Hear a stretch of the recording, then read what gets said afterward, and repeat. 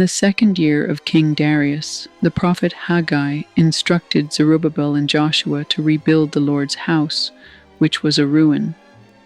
The Lord Almighty warned them that they had planted much but harvested little, and their ways were not good. He instructed them to go into the mountains and build his house, but they only brought little. This led to a drought on the fields, mountains, crops, people, livestock, and labor of the people.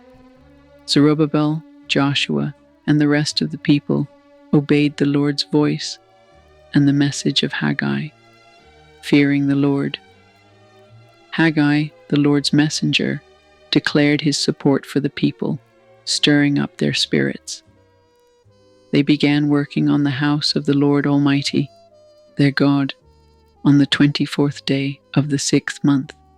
The Lord promised the glory of the new house to the people, and they began working on it on the 24th day of the 6th month. The people were filled with fear and remorse for their actions, but the Lord's guidance helped them rebuild their house and achieve their goals. The promise of the promised glory of the new house is a testament to the power of faith and the importance of living in the right ways.